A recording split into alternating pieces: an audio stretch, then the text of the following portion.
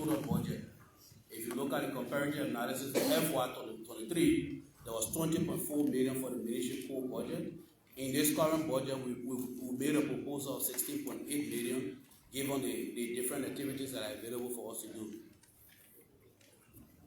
Under the 16.8, we have compensation that is 9.4, constituting 55% of the budget.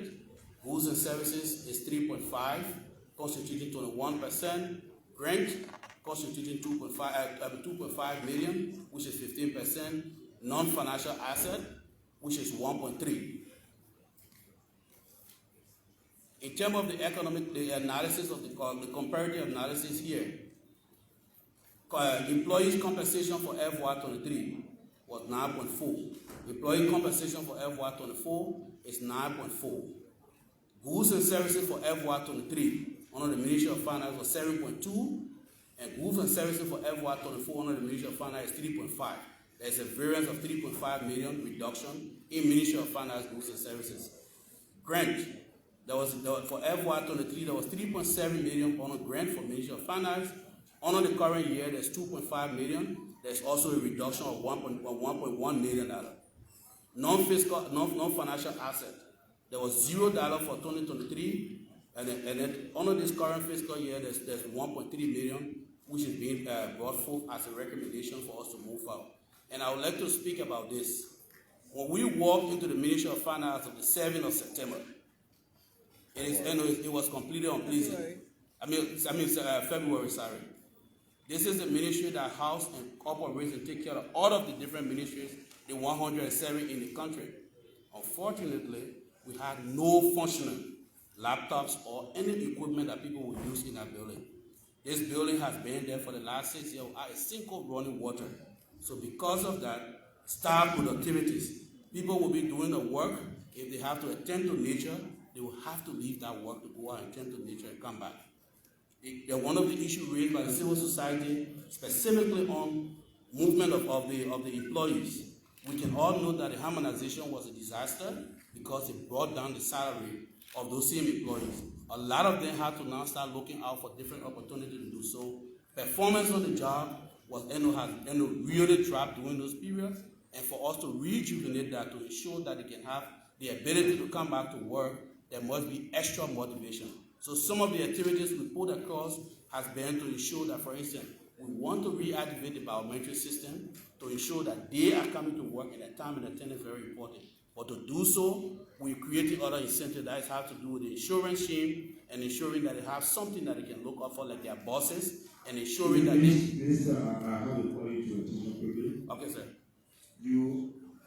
There's a total of 172 million for Ministry of Finance. Yeah.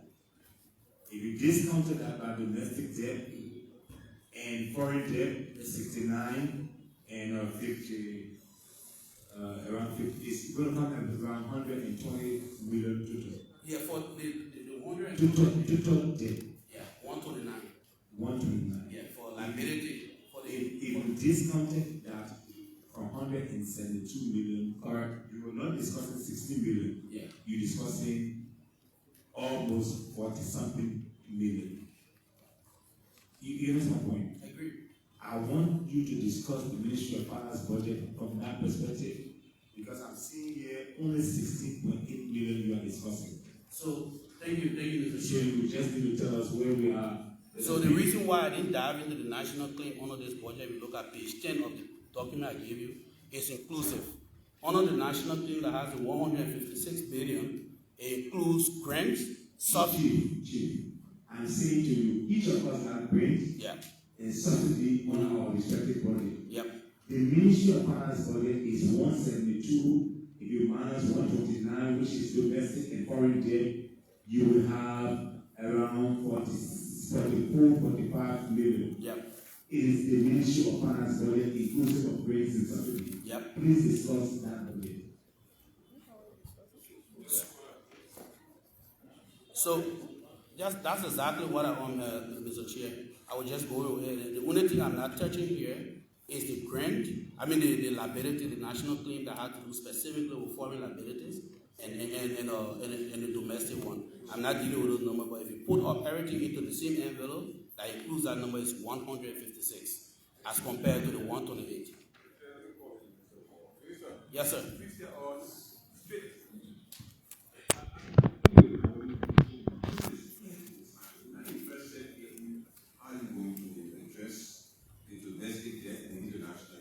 That is a management issue that has nothing to do with your portfolio. Tell us the Ministry of Finance, your compensation, your goods and services is what we are interested in. All other thing, Mr. Myers will deal with him on it. Okay. So thank you, Senator. Thank you.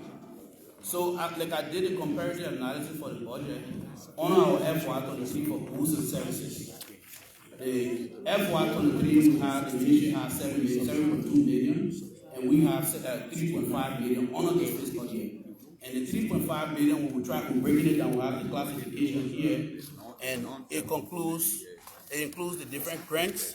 Under the Ministry of Finance and Development Planning, for instance, we have a lot of different agencies. I mean, some specialized units that we work with that are also feeding up into our budget when it comes to goods and services. Then we have the IFMIS, we have the LIMPAC that does the economic analysis also as part of the specialized unit, and all those points. So a little over 10 specialized units are within the Ministry of Finance, the RSCU, the Project Management Unit. All of those institutions get specific amount under the 16 point, under the amount we're talking about, Senator. So when we break it down, that's why we brought the classification for the context of this presentation. We have the breakdown here, the detailed breakdown that we can share with the committee on each of them. But for the purpose of the presentation, because we wanted to be very quick and get it up to the point, we try to do with a bigger number, just to break it down. We can dive into the specific when the questions come to say this is what the goods and services for and everything. So in keeping with that number, we did a comparative analysis of the impact of the national claim in terms of what we have that come directly on the Ministry of Finance. For grant on the Ministry of Finance as of last year, there was, subsidy, starting with subsidy, there was 1.3 million. This year, we reduced that money substantially to 542,000, which is for subsidy that goes to the Liberia Petroleum and Regulatory Authority. The goods and services, there was $2.8 million under the FY23. This year, there's and under the same goods under the national claim, there's 4.9, and the 4.9 will capture the bank charges that come from the Controller General Office, the interest, all the different ones we talk about, the contribution to international organization, and we can give you the breakdown because we have the detailed number here also for your review and also further conversation on it. In terms of that, the senator have asked that, the chairman have asked that we leave the domestic and then foreign liabilities out. So I will just run out to this point, and in terms of the 159, those were the numbers that I put up. And if you look at the activities on the 40 million the chair talked about, these activities are broken on into, but in actual, what stays with the Ministry of Finance that we work with in terms of activity is the $16 million. So it's not probably $40 million, but a lot of them are grants that go out to different institutions. I just mentioned one of them, for instance.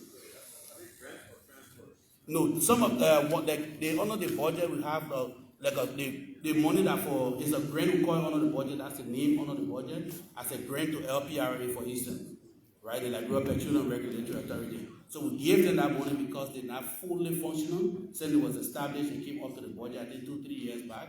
There's been that money going out to them to support both operation and salary for them.